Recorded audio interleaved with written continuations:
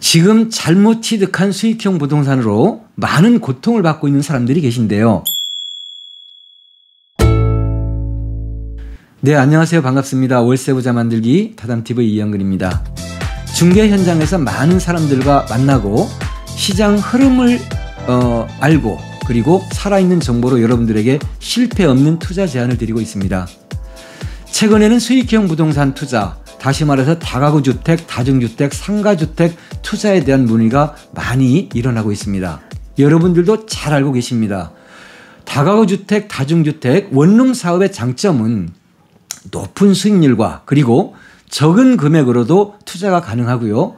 가장 매력적인 것은 주인 세대에서 본인이 직접 살면서 월세를 받아서 현금 흐름을 잡을 수가 있기 때문에 노후 준비로 많은 투자에 관심을 갖고 있는 것 같습니다. 건물주가 되는 것이지요. 그러나 아무나 건물주가 되는 것은 아니고 30% 정도만이 건물주가 된다라고 이야기를 합니다. 그런데 말입니다. 많은 사람들이 이런 건물을 취득하고서 후회를 하고 있어요. 어떤 후회를 하고 계실까요? 건물을 잘못 취득해서 머리가 아프고 골머리 썩는 사람들의 공통점을 이번 영상에서 알아봤습니다. 먼저 좋아요와 구독 부탁드리고 수익형 부동산 실패한 사람들의 공통점을 알아보겠습니다. 네, 수익형 부동산, 다시 말해서 다가구 주택, 다중주택, 상가주택 등을 취득해서 나 건물 잘못 샀어라고 후회하는 사람들의 공통적인 이유 첫 번째가 전세금 반환 문제에 있습니다.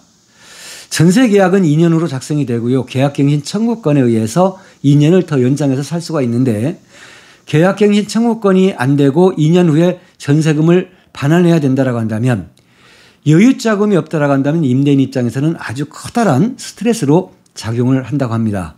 두 번째는 공실 걱정이었습니다. 한 달이 지나도 새로운 임차인이 들어오지 않고 한다라고 한다면 그 공실은 수익률과도 관계가 있기 때문에 주인 입장에서는 마음을 조바심을 가지면서 스트레스로 연결될 수밖에 없는 것 같습니다. 세 번째로는 생각보다는 수익률, 순수익률이 좀 떨어진다라는 거예요. 처음 건물을 취득할 당시와 5, 6년이 지난 지금을 비교를 하게 되면 수익률이 매우 낮아져서 이 건물이 나한테 도움이 안 되는구나 라고 하면서 후회하시는 분들이 생각보다는 많다는 겁니다. 해서 그 건물을 다시 재매매를 하려고 해도 재매매가 안 된다라는 거예요. 8년, 9년 된 당시에 건물을 취득할 당시에는 엘리베이터가 모든 건물에 없었어요. 그러나 지금 현재 그런 건물을 살려고 하는 매수자 입장에서는 엘리베이터가 있는 건물을 원하기 때문에 가격을 내고 해도 쉽게 매매로 이어지지 않는다라고 합니다. 마지막으로 월세 밀리고 임차인이 연락도 받지 않고 잠적을 하는 경우입니다. 이럴 경우에는 그 건물에 새로운 임차인도 받을 수가 없고요. 법적으로 명도 소송을 해야 되는 복잡한 과정을 거쳐야 합니다.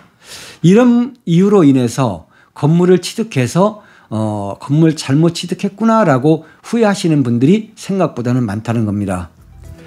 현재 원룸 사업, 수익형 부동산을 취득을 해서 원룸 사업으로 재미를 보면서 행복한 생활을 하시는 분들도 많이 계세요. 그러나 반대로 위에서처럼 전세금 반환 문제라든가 수익률이 나오지 않는 건물을 갖고 있다라든가 팔려고 해도 안 팔린다라고 생각하고 계시는 분들, 쉽게 말하면 처음부터 여러분들은 건물을 잘못 취득한 겁니다. 경제적 손실이 크죠. 건물을 잘못 취득을 하게 된 경제적 손실과 10년 늙는다라는 마음고생을 엄청 한다라는 그런 이야기가 됩니다. 월세를 받고 싶은가요? 원룸 사업을 혹시 생각하고 계신가요? 건물을 취득을 생각하고 계신다라고 한다면 여러분 그 건물 취득할 때 어떤 부분에 어떤 요소들을 가장 고려하고 중요하게 생각하고 계신가요? 건물을 사서 실패하는 원인에는 반드시 이유가 있는데요. 대부분 사람들은 처음 시작부터 잘못 판단하고 건물을 취득하는 것 같습니다. 첫 번째로는 취득을 할 때 취득 목적이 불분명해요. 수익형 부동산 쪽으로 갈 거냐 아니면 차익까지 볼 거냐, 그 이유가 분명해야 되는데 그냥 원룸 건물, 그냥 수익형 건물 이렇게 취득하는 것 같아요. 이것에서 어떤 문제가 파생이 되냐면 예를 들어 보겠습니다. 같은 대지 평수 100평에 자기 투자금 5억을 그 투자를 했습니다. A 건물이 있고 B 건물이 있습니다. A 건물은 수익률이 5억을 투자해서 10%가 나오고 B 건물은 15%가 나옵니다. 여러분 같은 5억을 투자했을 경우에 그럼 어느 건물을 그 취득을 해야 되죠? 수익형이기 때문에 물론 B 건물을 대부분 선택을 할 겁니다. 그러나 B 건물은 향후 운영을 하다가 재매매할 때 재매매가 되지 않습니다. A 건물과 B 건물을 비교를 해보겠습니다. 전체적인 매매 가격에서는 A 건물이 B 건물보다 높고요. 그 이유는 대지 가격이 A 건물이 높기 때문입니다. 건물 가격은 A, B 똑같습니다. 건물 부분만 따진다고 하면요. 그러나 대지 가격에서 B보다는 A 대지 가격이 높게 나타나는 겁니다. 본인 투자금과 은행 융자 금액은 A, B 똑같다라고 보시면 되고요.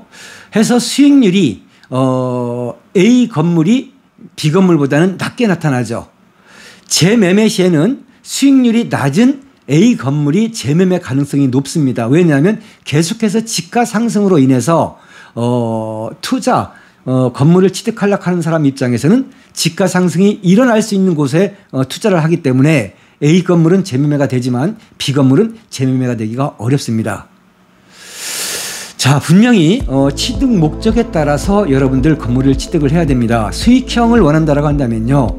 수익률이 유지가 될 수 있는 요소들을 파악을 하고 방의 구조, 방의 크기, 그 다음에 옵션 사항들, 교통과 인접성이 편한지, 인근 편의시설은 어떻게 되어 있는지, 그 다음에 엘리베이터는 있는지 없는지, 임차 수요는 늘 풍부한지, 이런 부분에 초점을 맞춰서 수익형을 취득을 해야 되는 것이고요. 차익형의 무게중심을 둔다라고 한다면 수익률이 좀 떨어져도 지가 상승이 계속 유발되는 곳, 상업지 아니면 중심지 인근이라든가 상업지에 세워진 이런 수익형 부동산이라든가 될 수 있으면 코너 각지라든가 그리고 인접 대지, 도로가 좀 넓게 형성된 그런 부분에 건물을 취득했을 때 차익이 발생될 수가 있습니다.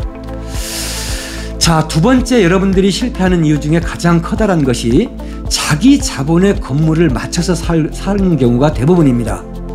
금융을 활용해서 아니면 그 보증금을 활용해서 좋은 건물에 자기 투자금을 좀 맞추는 쪽으로 가야 되는데요. 자기 투자금 범위 내에서 건물을 한정 지어놓고 싼 건물을 찾는 것 같습니다. 싸고 좋은 건물은 없습니다. 싼 게 비지떡이라는 말이 있죠. 반드시 그 가치를 합니다.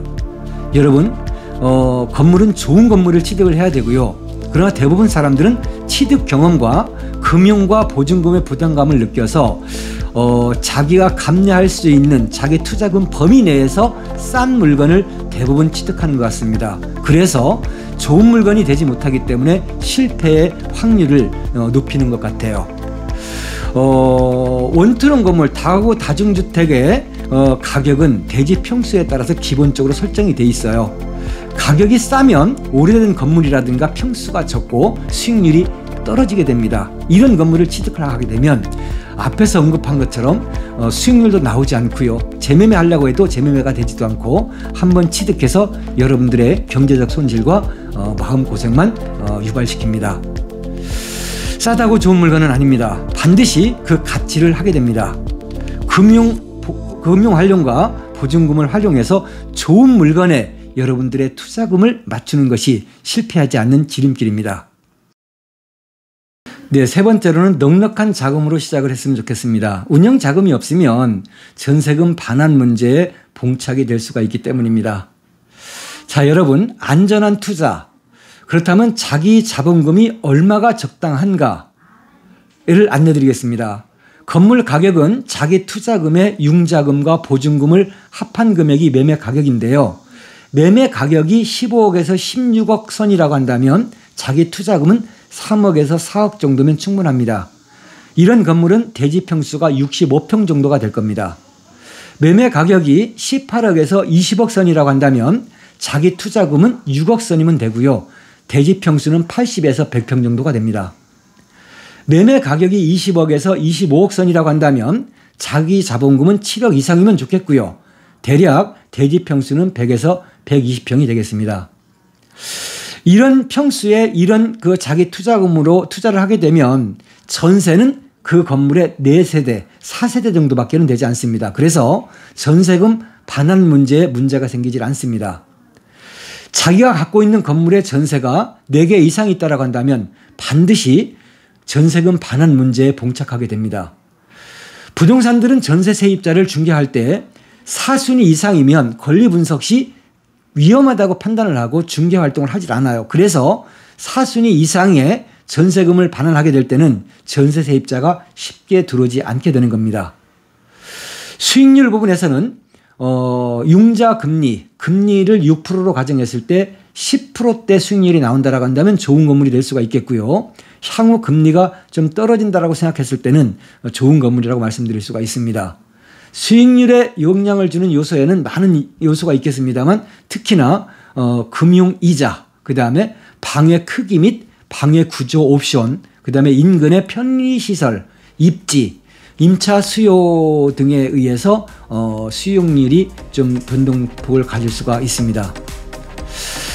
네, 저번 영상에서 맞는 말씀 드렸습니다. 임대차 시장이 우리가 생각과는 다르게 많이 변해가고 있습니다. 때문에 수익형 부동산 투자도 방식도 변해가고 있고요. 실패 없는 임대 사업을 위해서 건물 취득을 목적으로 할 때는 수익형이냐 차익형을 할 거냐 반드시 먼저 선행이 돼야 될 것 같고요. 수익형 부동산으로 월세를 받는 임대인 그리고 임대사업 매우 전망이 좋습니다. 투자 방식도 변해가지만 안전한 투자 물건이기 때문에 여러분 정말 잘 알고 취득하면 행복한 임대사업을 향유할 수가 있습니다.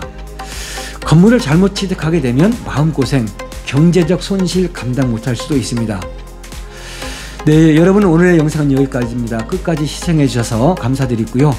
좋아요와 구독 부탁드리겠습니다. 구독을 통해서 수익형 부동산 투자에 많은 정보를 받아볼 수가 있습니다.